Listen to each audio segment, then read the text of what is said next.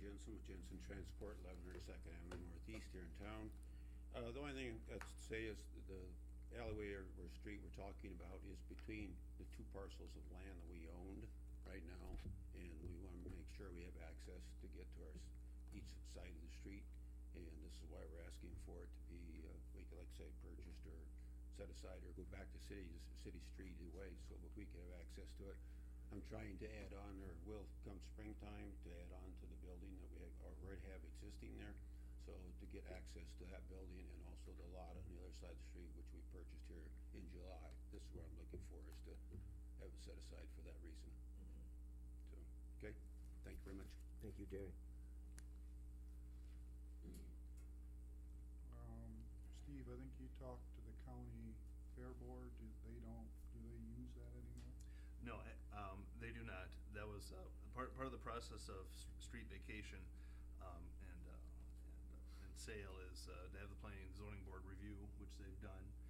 They actually had a meeting, had the fair board come and spoke with them, and they have no issues with needing access through that portion of Third Avenue there. So, and they're, aside from Jensen, they're the only adjacent property owner, and they have no issue with, they haven't used that access point for 20, 25 years, I'm told, so, and they have no interest in needing that in the future, so.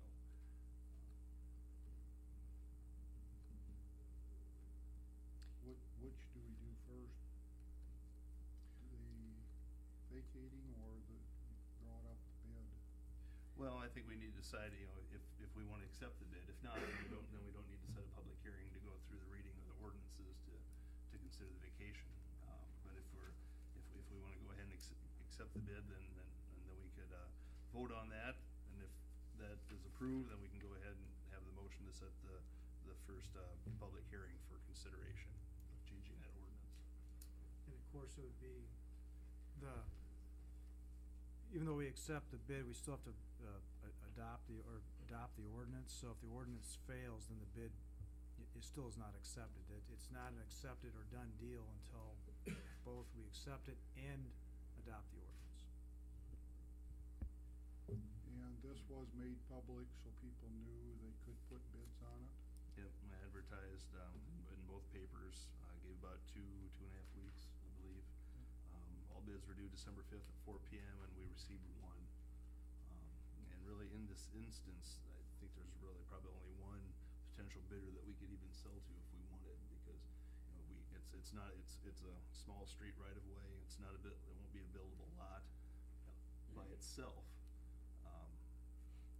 But if Mr. Jensen wants to incorporate them in with his existing properties, then that would be about the only way that we could actually probably sell the property to a private individual. It would be put back on the tax roll, wouldn't it? Right, yes, exactly. We're getting nothing off of this one. Right. Yeah, and My only concern with that is,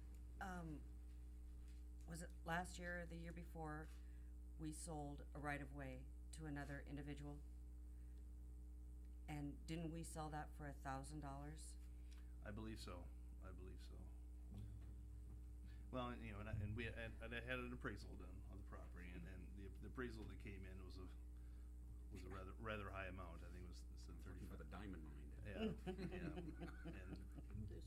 there was some, you know, they used some comparable sales of some other lots that actually were larger and buildable, and this one, I mean, it's on its own. I mean, there's not a lot you can do with it, so it's a tough comparison to compare that to that appraisal. In all fairness, in our little conversation prior, when I thought more about it actually during this our little response or process here, and the price was, we didn't set a price, right? Right. No, we didn't. So and there's nobody else bidding for it. I don't think there's a True. precedence in this kind of issue. No, I mean, there never is